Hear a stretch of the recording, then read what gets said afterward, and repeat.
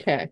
All right. And so here we are again, and welcome to Otherworldly. And we are going to be talking to Jane Sibley again. We had her, I think, 3 weeks ago for the Oskoria, the the wild hunt, Northern European scary part of the Yule holidays. And now we're going to go back down to the exotic and grits belt in Europe, of Mediterranean, and look at some of those holiday uh, holiday traditions and things. I'm thinking, let's look at Roman. Part of what's going on is that I had my feed is full of people saying, "Oh, Christmas is all a pagan holiday. Let's watch all of the poor unknowing Christians celebrate paganism." And it's like, hey, no, that what they're doing is they're celebrating Christmas as it developed over 2,000 years, Hmm.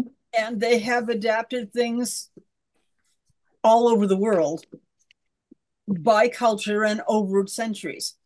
But one of the most frequently cited is some of the Saturnalia customs and Mithraic customs, and Jane is a huge fan of and of the history of Mithras and Mithraism.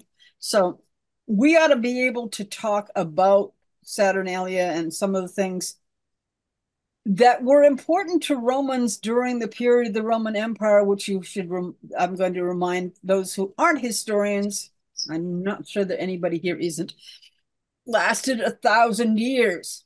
Hmm. If you can't expect change in 1,000 years, you're not paying attention.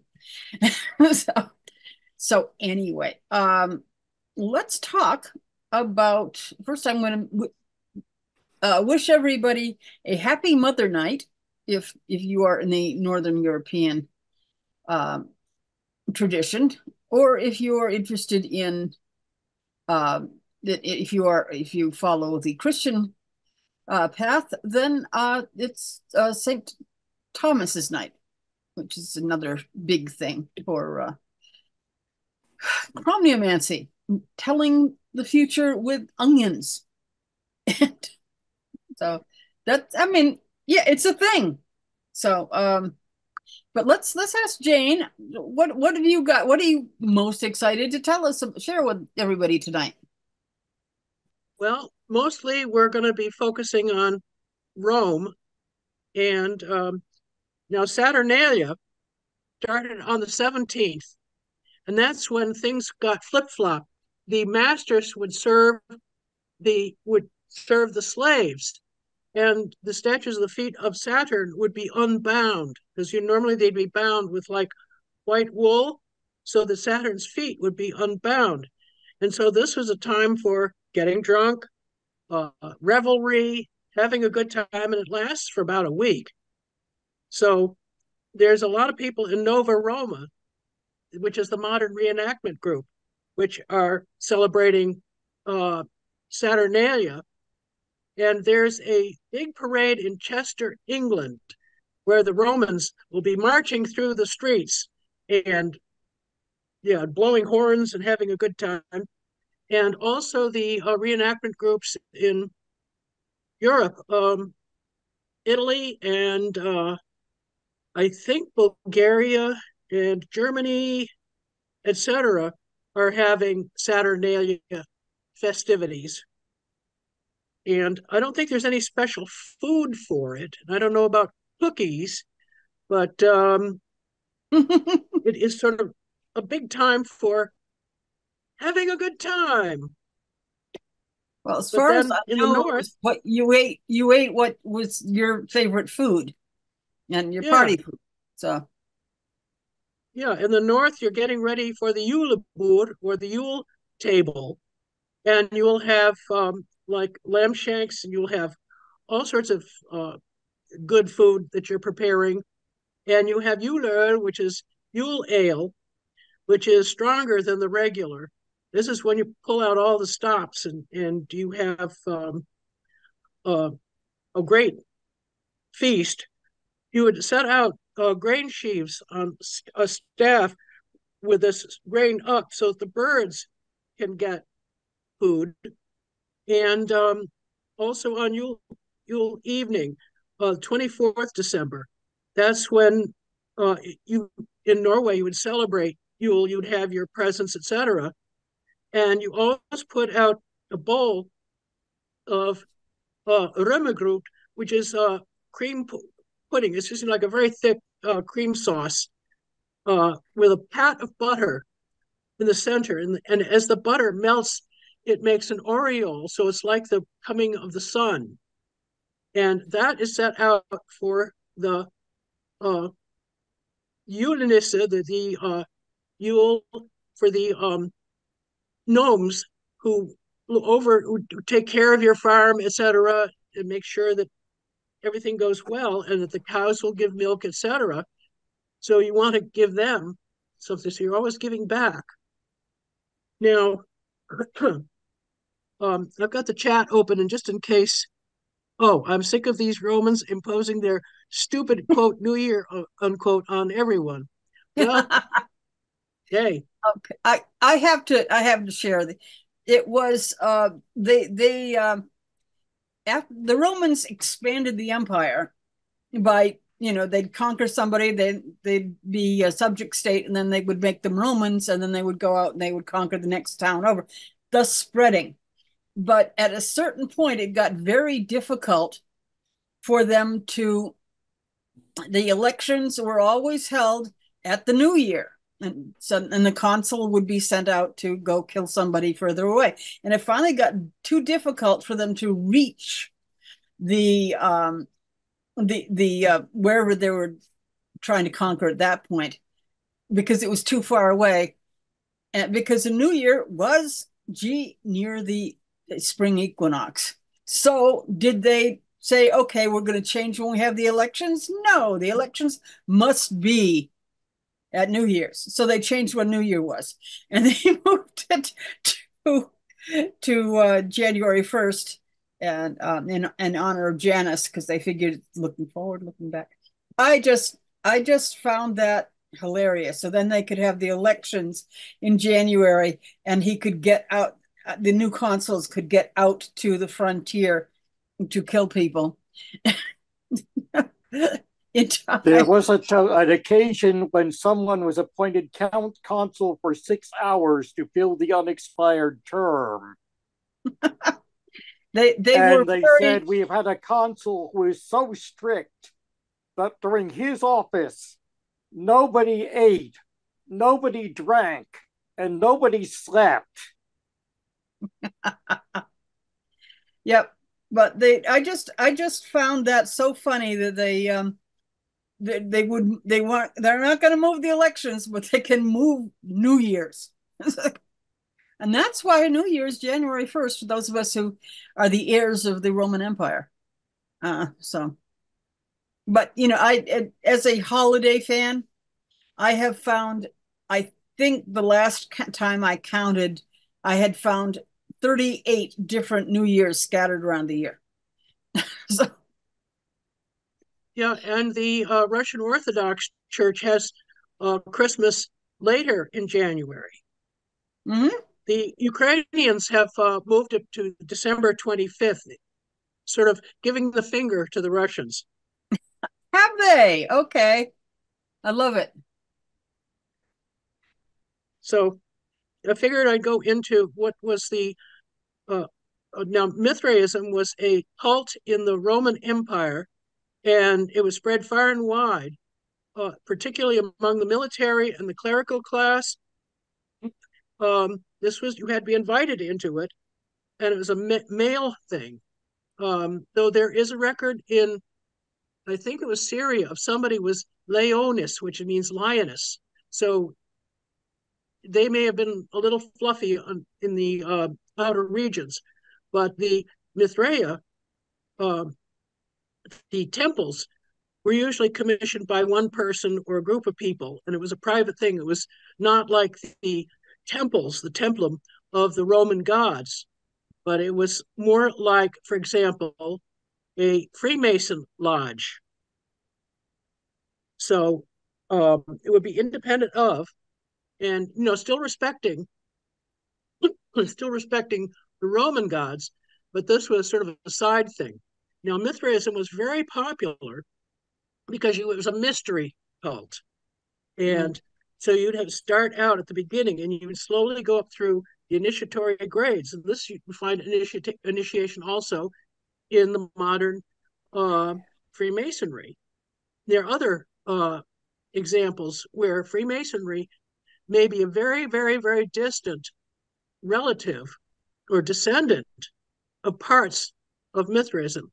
Now, 25th December was when Mithras had what was called the rock birth. Now, originally, Mithras was a child in the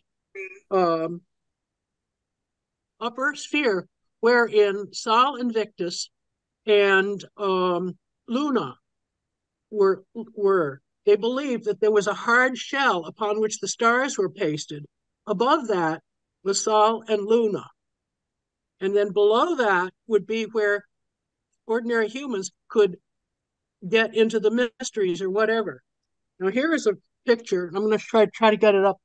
This is Mithras as a child in the celestial sphere, and that's a zodiacal ecliptic. And so he would be manipulating it. And you'll also notice he's holding a ball. Now this ball will come into the rock birth. Can you all see that? Yep. Yeah, it worked well. Yeah.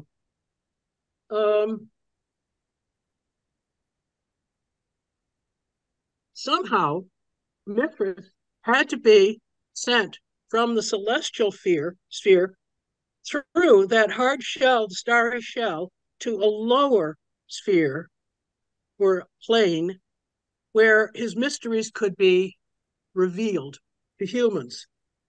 Now, there was one being, I've got so many books and things here. Where did I put that? Feeling a little called out. I've got so many things. I've got things all over the place. But there had to be one being which could send Mithras down. Now, you couldn't just send him buck naked while he was wearing a Phrygian cap. But he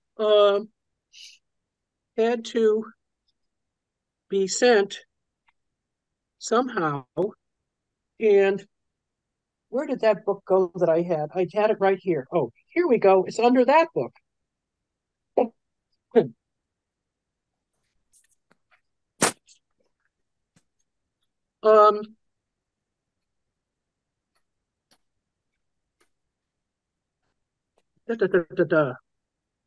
Not in that book. Well, anyway. So they had to have some being who could send him down. Now, how did you had to have a re-entry vehicle. So the re-entry vehicle, we see the rock birth is usually a lumpy stone. Let me see if I've got a picture of that.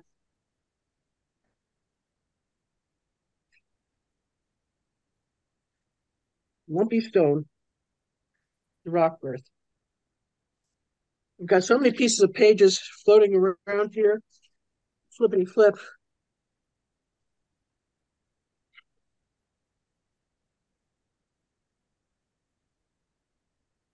I did have it here. We believe you. So many books, so many bookmarks. Come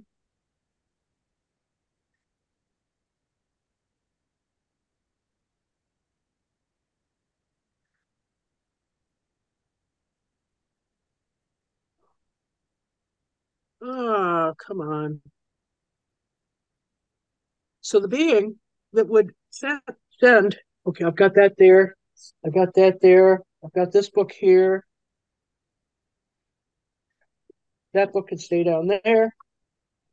That book can come up here. Sorry about this, everybody. Well,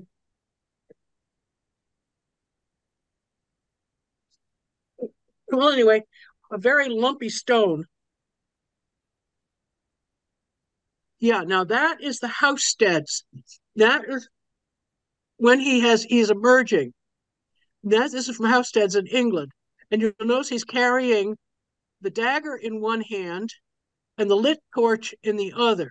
So when Mithras was put into his re-entry vehicle, which was probably a meteorite, he had to have, he's buck naked except for his cap, but the fire had to have been lit from the fire of Sol Invictus, the celestial fire, and then the sword had to have been star metal or meteoritic iron. Now, we'll see where that comes into play a little bit later, as soon as I find it. I've got papers all over the place here.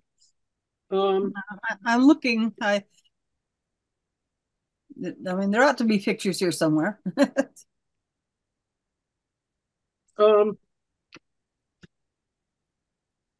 Now, this one here is the one from Dura Europus. And you'll notice the flames coming up. And that is a fiery vehicle. Here he's just holding two torches, but this was, part of it is gone. But the lumpy rock, and you see this in a lot of the rock birth, it's almost always a lumpy rock.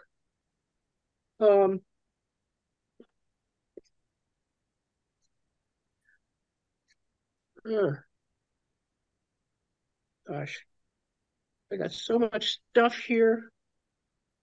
Let's see. Here we go.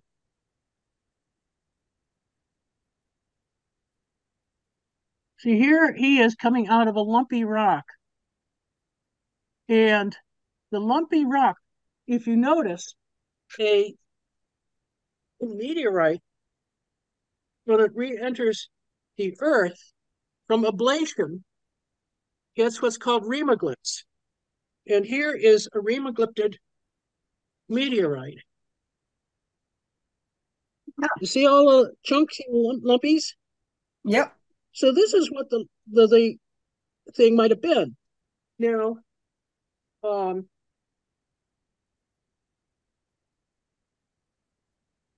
where did I put that? So somehow Mithras was inserted into a meteorite, and then other person or other being had to shoot it down through the starry plane to the lower level, and that was no, that's the wrong one. I've got so many pieces of paper floating around here. I hope I get them back in the order. Actually, put you ahead of most of us, so there you go. Yeah.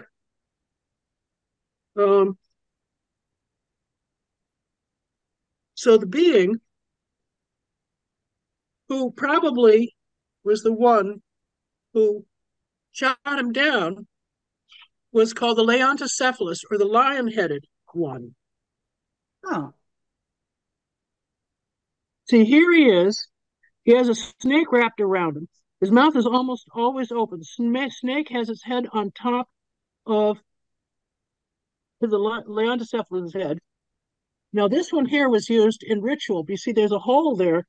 So fire to be brought out. There's a very strong link with the Leontocephalus, with Leo, and fire. We will see him blowing fire in one of the drawings. One of the these are, come on, so many bookmarks. Oh, and here is Mithras holding a ball in one hand, which could represent the meteorite or the ball in which he is to come. It's like you'll sometimes see pictures of Jesus with a cross in the background. Hmm. Here, the Leontocephalus here is standing, and he has standing on a ball, and there's one where the ball has flames below it. And sometimes, and he is frequently depicted with a thunderbolt. He is also depicted with, where did that book go? There it is. Ah. Well, I'm going to have fun sorting this all out later on. Got to reshelve them all.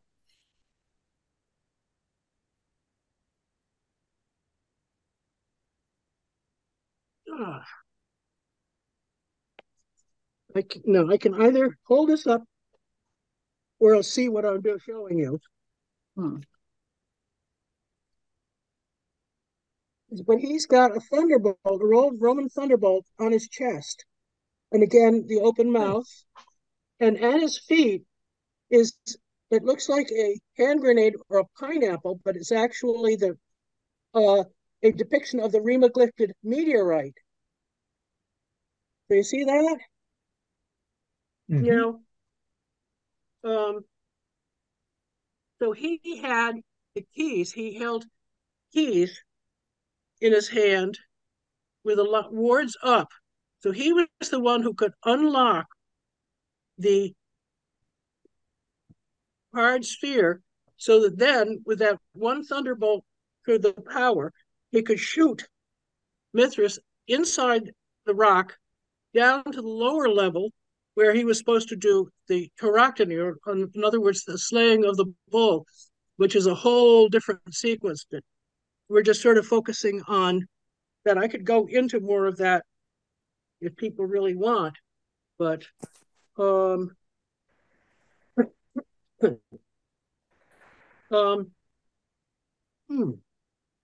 getting another. Now here's a big picture of the Leontocephalus with the thunderbolt. See, there it is on his chest, and you see the keys wards up.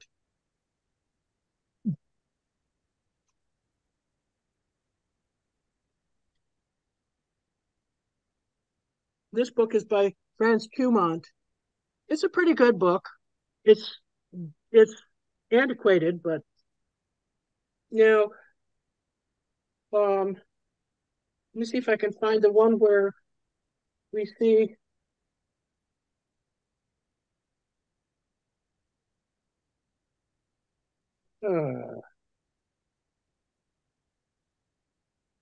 That's Tauroctony.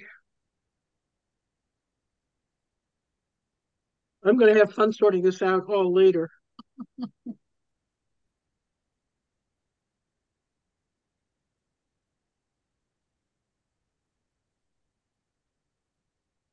Sorry about that. Yeah, here is the early Leontocephalus before he had the lion head. But the ball he's standing on is flaming. This is a very early version. And again, the zodiacal ecliptic around him.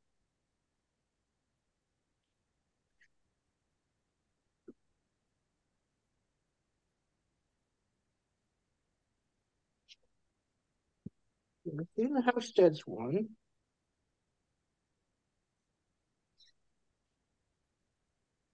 Well, I've got papers all over the floor.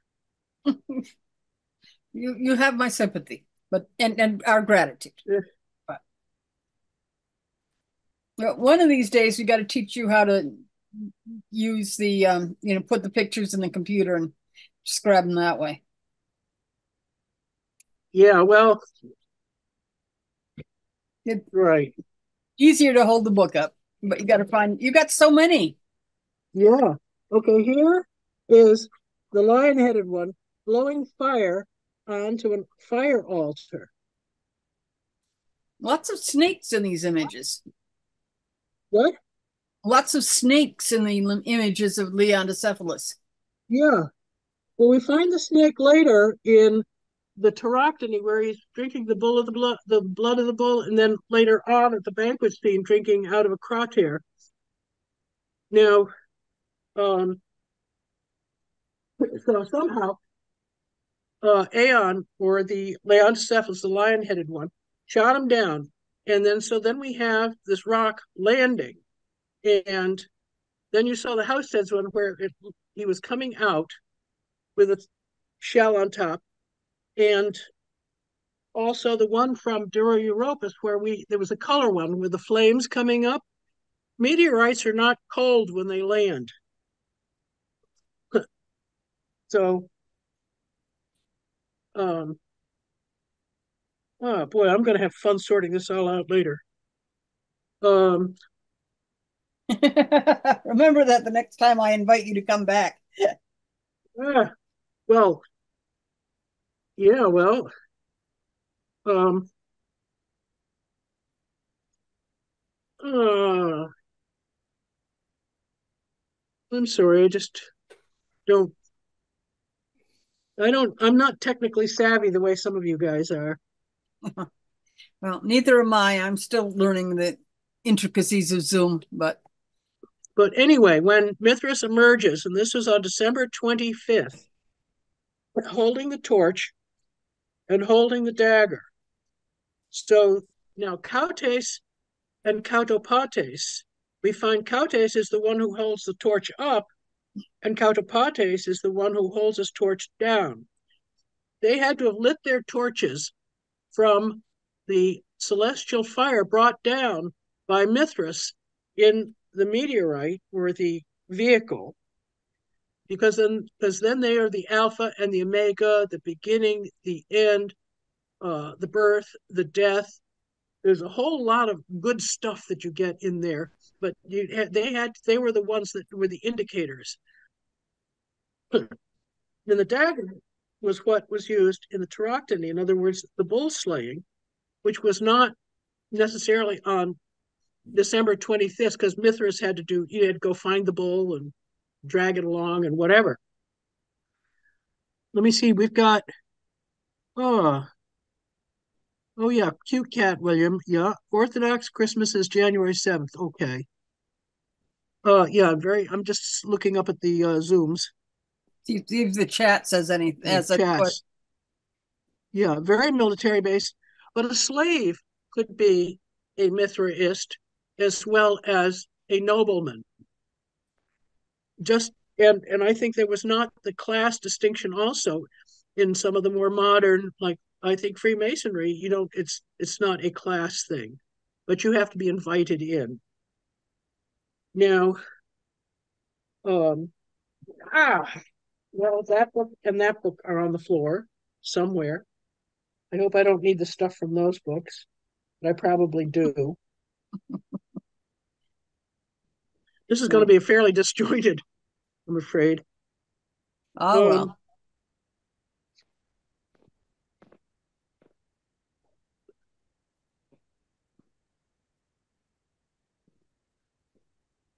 Because I was going to show, that book is way over there. Let me see if I can reach it. No, I can't.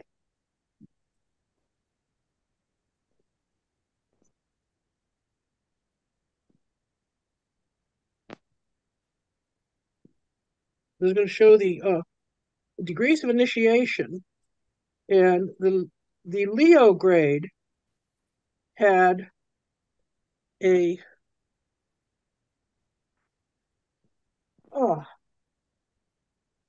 in the Felicissima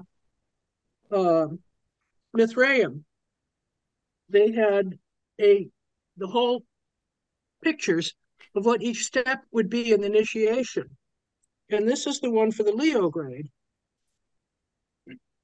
which has a fire spade, a sistrum, and a thunderbolt. So this is probably the mysteries that would be revealed or discussed or presented to the initiates at the Leo grade. Now the fire spade, obviously, and also that there were the fire altars that we sometimes see in some of the depictions. And the sistrum, when a meteorite comes through, going through the magnetic areas of the Earth, you'll get something called electrophonic transduction, which is instantaneous and much faster than the speed of sound. So anything frizzy or whatever, you get a sound. And so this was like a sistrum. So this could be the imitation of the sound of the meteorite coming through to its resting place, which is in a plane above where humans were, but a plane where Cautes and Cautopates, etc., were now. So this was that the Piroctony, or the bull slaying. This was a very important part of, this was the sort of the main thing for Mithraism, was the slaying of the bull. Now, in many cases, it's depicted as if it were in a cave, but it probably is not.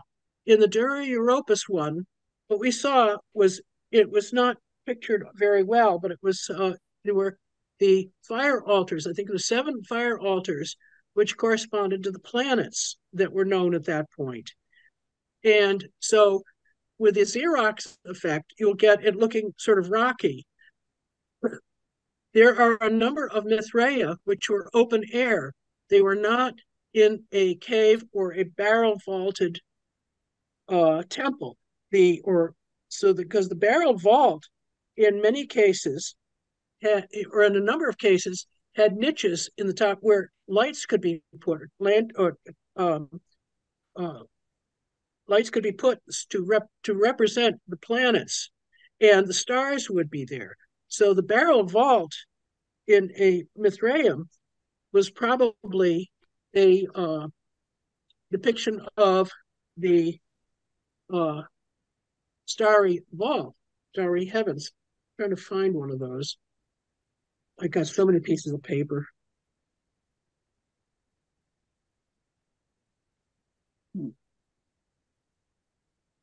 But also the Mithraea were sort of private, because what was going on was like a mystery, like initiates would not be allowed in, and the lower levels would sit closer to the door, and the higher levels will sit higher and closer to the main altar.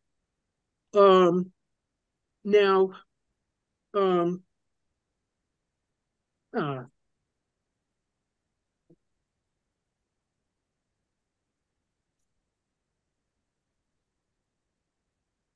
see if I can see if I have.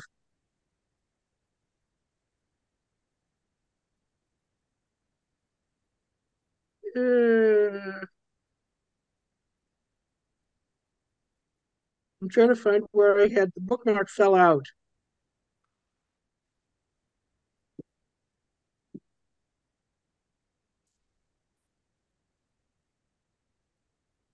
I hate it when the bookmark falls out.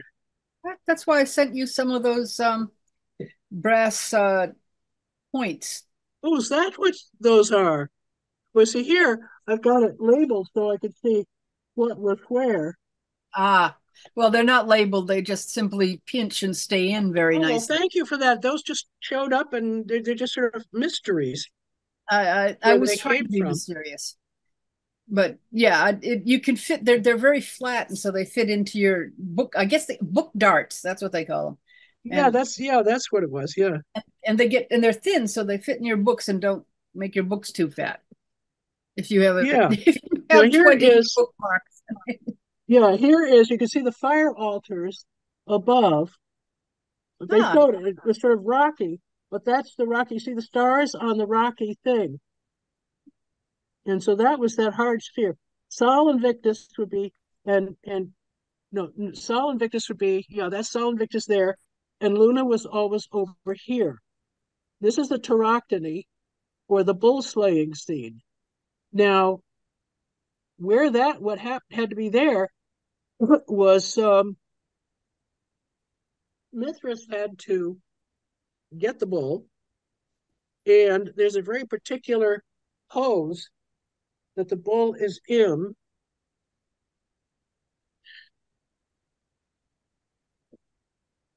Now, the bull, but why a bull? Going way back, the bull was associated with weather, but thunder and lightning, particularly thunder, the roaring of a bull. And these are ancient ones like Mesopotamia. This was early 7th to late 6th century BCE, Adad, and the bull roaring was the thunder. You see? There's the lightning up here, because the god was throwing lightning, but the bull is very much associated with the thunder and also the weather. So the roaring of the bull, and you see some of the bull's tails in some of the Tauroctonies ending in sheaves of grain, or the blood coming out looking like sheaves of grain. So this is very much an agricultural thing. Now, here,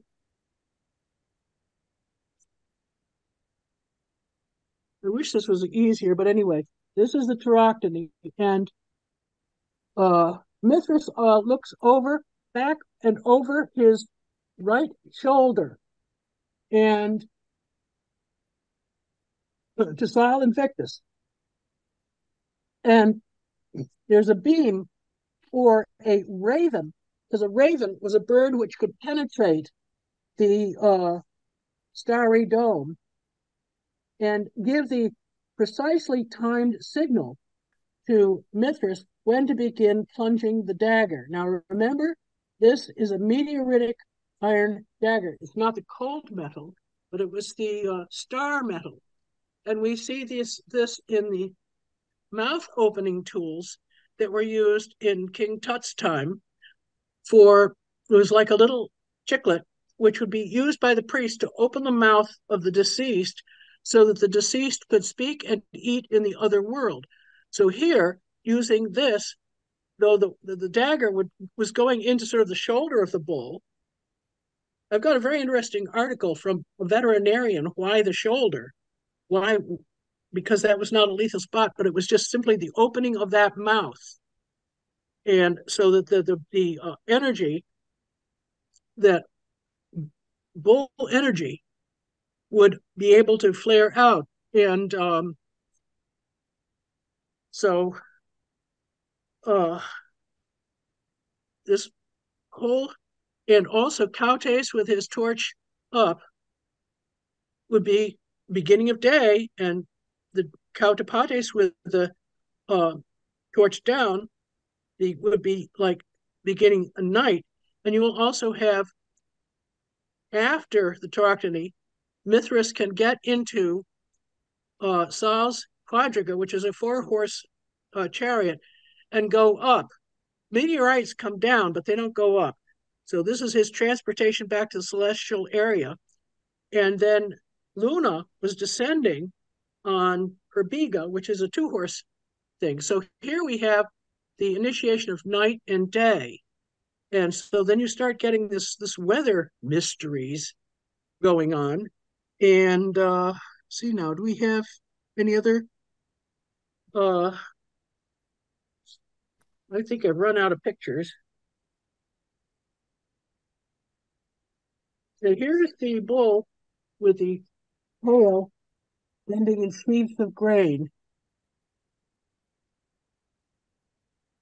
Mithras somehow gets closed, And he also has that one pose with this one bent knee and then one out straight. And you'll see a scorpion is at the genitals of the bull. We see this in, like, even in the Farmer's Almanac, the scorpion was at the fertile end of things. And again here, we have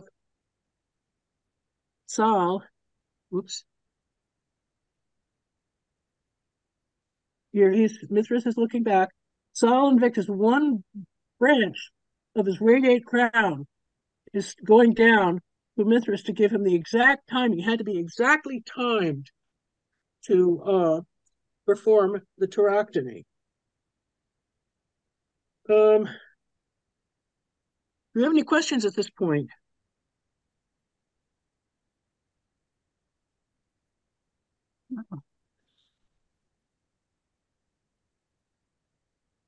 Well, there's a snake there. Yeah, we see the snake. Yeah, the snake would be either sliding underneath, or sometimes with a dog coming up to lick the blood of the bull.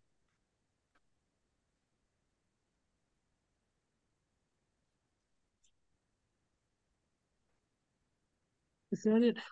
No. Here it is. And here's a snake and a dog going after the blood. Now, what was the significance of the snake? Good question.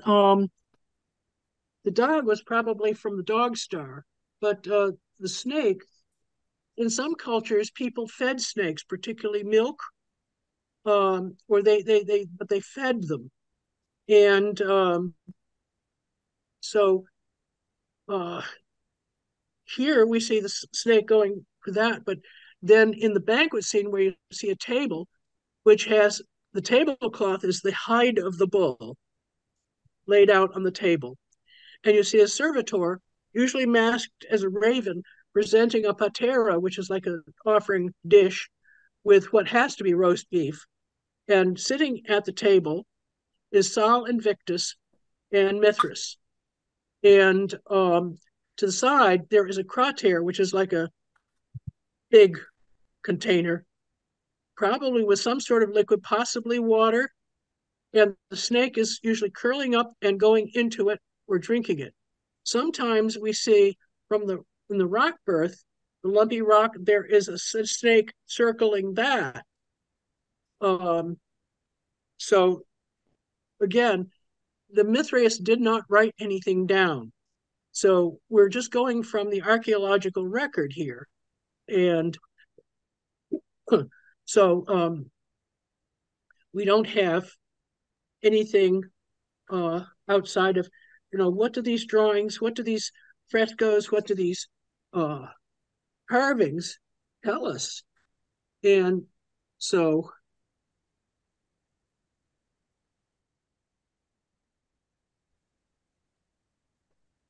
yeah, we did that. This one's a simpler one. We have Sol Invictus and Luna. She always has a crescent moon on her head. What's the bird? And again, Mithras is looking back at Sol for the signal. Many times the flaring cape has stars on it, representing the dome of the heavens. What were you going to say? So what's that bird behind him? That was the raven. Now, the raven was supposed to be able to pierce unchanged from the celestial plane down to the plane where Mithras was performing the tauroctony. So that bird could just slide through, but it was just only a bird. Mithras was a much bigger object that had to get chunked down. And he had to carry the torch and the dagger, or the sword. Actually, this is a very big dagger or a very short sword. And that was just too big a chunk to go through, but the bird could slip right through. You see also in Roman iconography, like a victory, holding a hand out with an eagle on top. And the eagle was also supposed to be able to go through. And the eagle would go down, as soon as Jupiter tossed a thunderbolt, the eagle would go down and grab the energy of the thunderbolt and instantaneously bring it right back so it could be recycled again. The gods were, it wasn't toss it and lose it. It was, recycle. Yeah. So don't want to leave your energy around. Somebody might take it. Yeah. And and there were various items which were believed to have been the cores of thunderbolts, which were preserved. Like sometimes there were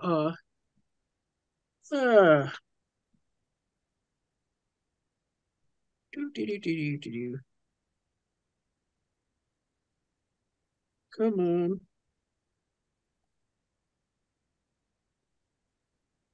Belemnite. And that was like the stiffening thing in a particular marine animal. And some of them were sort of peach colored or light colored. And those were believed to have been the cores of thunderbolts, and that you could keep them. And in the old days, what you do is like a brewer could put one of those in the bottom of his brewing vat so that the brew would be good because the lightning energy was there. And the very early Christian priests would use a belemnite or a similar thunderbolt stone to make holy water. They put that down in the holy water for making holy water because God was the one that threw the thunderbolt.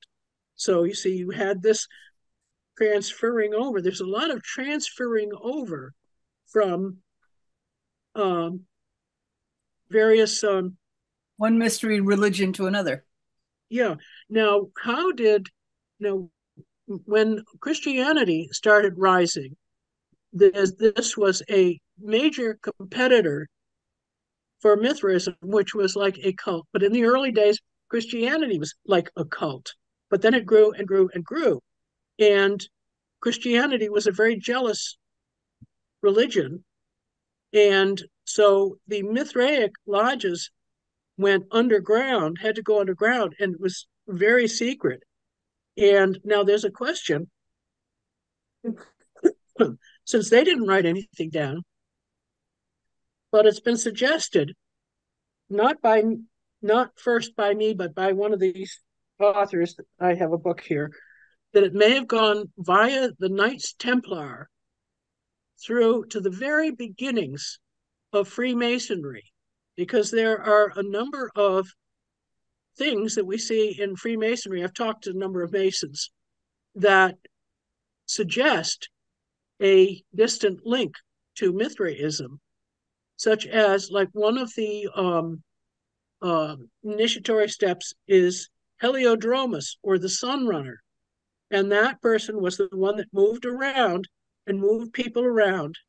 And in modern Freemasonry, I think it's the senior deacon has a staff topped by a sun symbol, and he is the one that moves people around.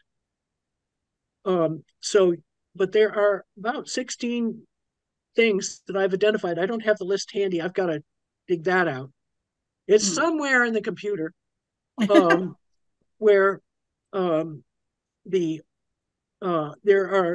there's enough hints in modern Freemasonry. Now, remember, as a woman, I am not eligible to be a Mason, but the Masons that I've spoken to, of course, they can't tell everything, but they say, yeah, there's this possibility, this.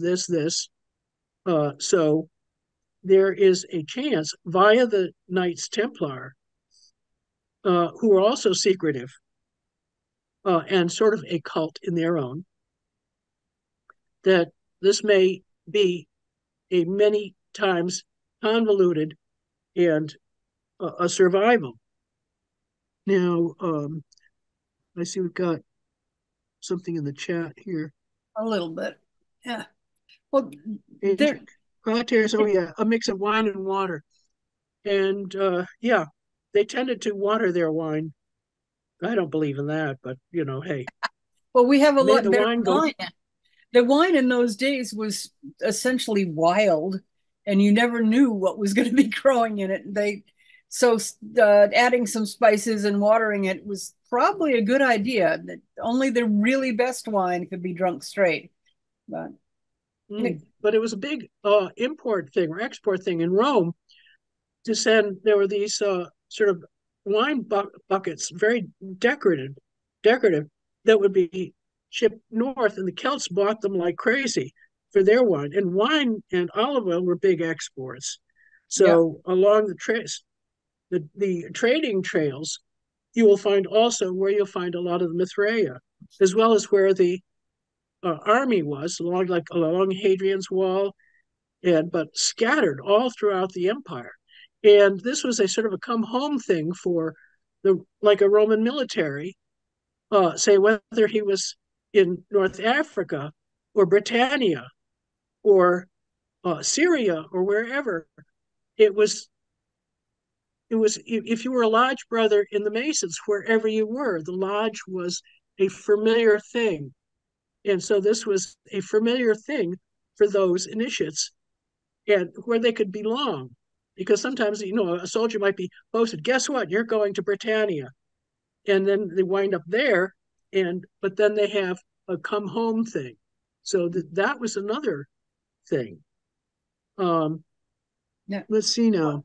In Rome was, of course, polytheistic, and they didn't mind. They had the cult of Isis and Serapis, and they had the cult of Cybele and Attis, and they had lots of other than the basic Roman cults of Jupiter, the best and mightiest, and Juno and Athena and all of those, Minerva, and they didn't mind.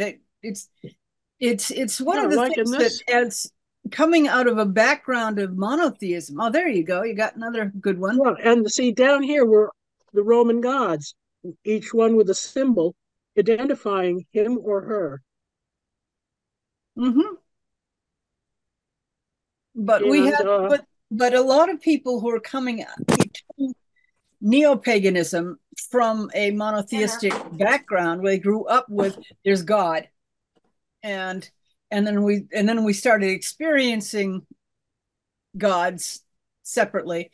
We're still not used to the idea of well, let's face it, the Christian God is a jealous God. You shall have no other gods before me. Whereas the Romans, whatever, as long as you acknowledge the emperor, they didn't mind. And they had different aspects, like Jupiter Lapis would be Jupiter as a stone.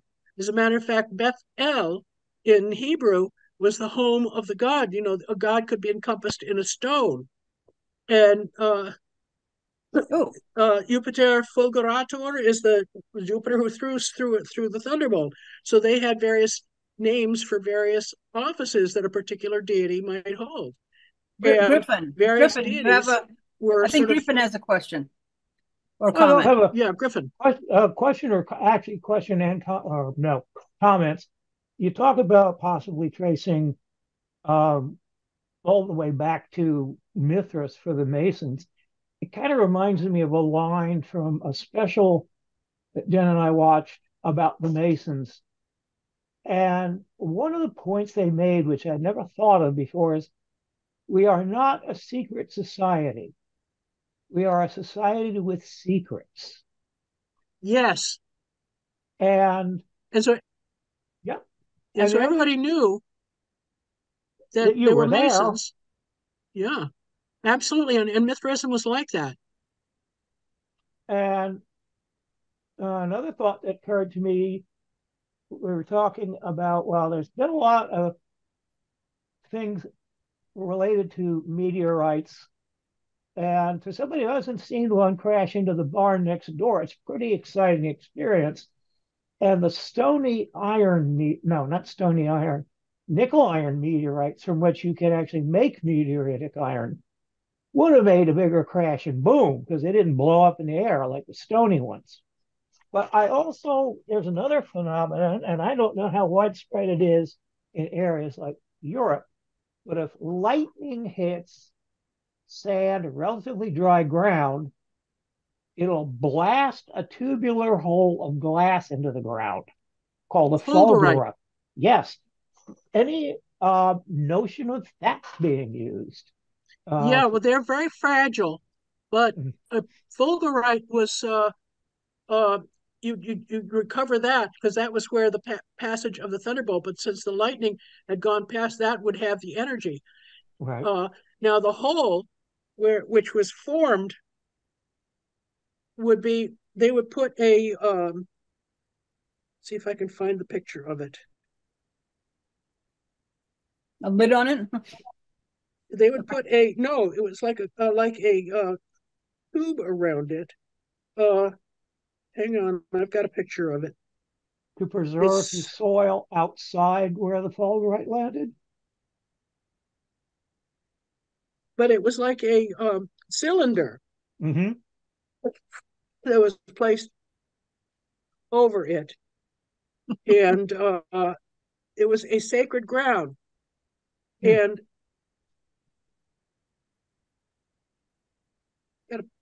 here we go.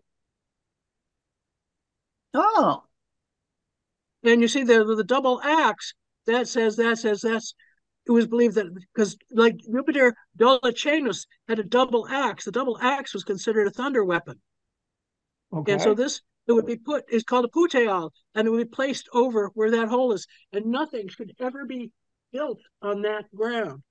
And they also, in the Etruscan times, had the Libri Fulguralis, or the lightning books, so that you had highly paid interpreters, soothsayers, whatever, and they would go out and they'd stand in a particular way, and where the lightning came, where was its origin, where did it end up, in what deity or deities were in that 16 quadrant section of the sky.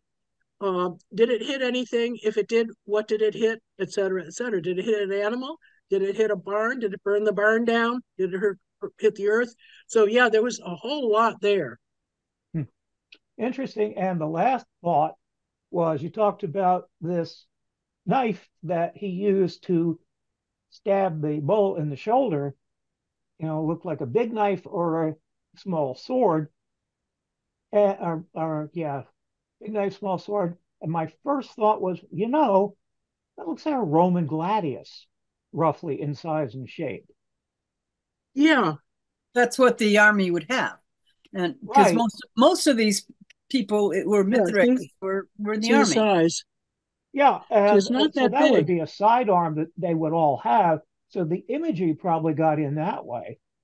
But another Yeah, link.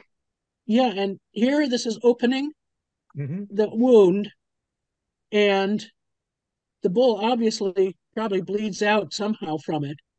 But At yeah, it that is like a angle, gladius. you could The probably double edged, catch a major artery or two doing that.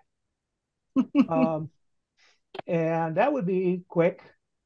The But yeah, juggler's not that far from where that knife point is on a right, all cave. right. Juggler well, it's vein, that just how the it was interpreted that it went in, and it was fairly pretty much always the shoulder. mm-hmm. See, there's the blade going Right. in. That's part way in.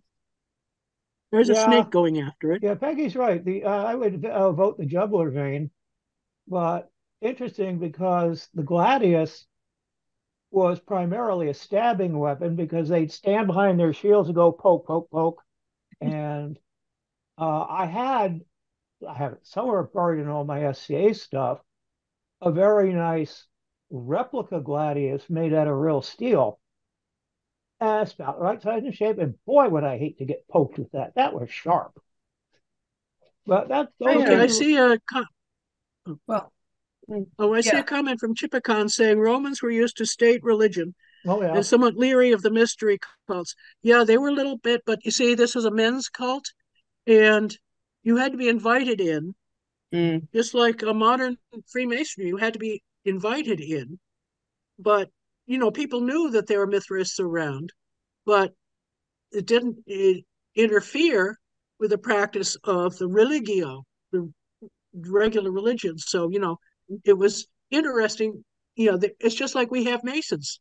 Mhm. We know that they're Masons, but I don't know what. I think the Christian church has come to terms with it, but Right. you could be a Jew, you could be. Takes a while. But Yeah. we are now, I want to know, call for any questions because we are now at the end of the hour and we have to. I had one last comment I thought of when we were talking about the jugular there, and the snake appears to be, to me, right where the jugular would be flowing blood and could represent that flow of blood. Yeah, and I see Peggy agrees with you on that. And I hadn't quite matched the snakes up, but I would vote for that one too. Yeah. That could be because of the flow of blood, because you see the snake associated with that, and also with the crater drinking liquid, Mm-hmm. and sometimes around the stone. And now meteorites were also considered water stones Mm. in some cultures. So you have that. Yeah, Okay. did trip over this one. Oh, this is when we did MithraCon, and this is the Dura Europus Mithraeum cult niche. And you see, you could get right in. And I'm sort of covering up where it was the rock birth. But here are the fire altars up here. And there are, various people would commission the plaques for the thing. And some of the plaques were obviously skilled artists. Some were trying to learn the trade. Okay. But we were able to get right into that. And that's at the Yale University. Oh, nice. Yale University Art Gallery. Yeah, I was thinking back of snakes. The only Greek-Roman association to snakes that I can remember, and I was classics major, would be healing. Like Asclepius and sleeping in a temple of snakes on Asclepius, yeah. Asclepius. Which you see on the modern ambulance. Yeah. Yeah. Yeah, the staff. Rod of Asclepius. I love the labrys shape, that a thunderbolt shape axe. The Minoan skirts and kilts, and men's kilts and women's longer skirts were that shape, and they're called labrys shaped. And they're actually quite comfortable to wear. They like wraparound skirts. But because you cut it out like with low on cut it out in this concave fashion, they sit very nice on the hips. Then there was this is like in Manoa. That is Minoan. Double axe. Yes. And this was planar. It was not in the four directions. So you had the main blade, but then the extra blade was the supernatural blade to indicate the supernatural one. Oh, neat. I didn't know that. Thank you. Yeah. Probably. Yeah, I made some Minoan garb for Les Penzic. It was super comfortable to wear. Yeah, and here is the slaying of the bull in Minoan times. Yeah. And so they use a double-bladed axe, and here it is in front of an altar. And here are the positions of the people behind it. So one would stun the bull, and then somebody else would cut the veins or arteries. And here again is the double axe. Oops. Beep. Well, and another comment I had was about the Masons. Yeah. I think what a lot of what happened with the Philip VIII destruction of the original Knights Templar, there was a revival of Masons in the 18th century, and it was post like in Renaissance and Enlightenment. And I think people researched actual classical things and brought in a lot of what they understood to be ancient traditions in. It was kind of almost like Wicca and early in 20th century, where people just tried to recreate the old what they learned about antiquity and incorporate it into the new tradition rather than a continuation of Templars to Masons. Because Templars were just so persecuted throughout late antiquity. Okay, well, this is called a bucranium, and it's a double axe on a bull head. And this is Minoan. And this was one with a removable double axe. Oh, nice. And so that was also. You mentioned the Mithras were male cult or men's cult. Is there anything equivalent to the Eastern Star organization that's associated with the Masons for the women? Not that we know of. Not that we know of, and not in Mithraism, though I did mention there was one lady that was called Leonis or Lioness. So we had so and so Leo et so and so Leonis. But this was distant from Rome. This was one of the outposts. So it may have been that sort of thing. Mm-hmm. That they'd gotten to the Leo grade, which is the most popular grade. Yeah. Well, I'm going to call a halt here. Little teaser for next week. We got Sarah Mastro's coming on, and that's going to be fun. And so I will continue looking for people to talk about fun stuff. And that's where I push the button and stop the recording.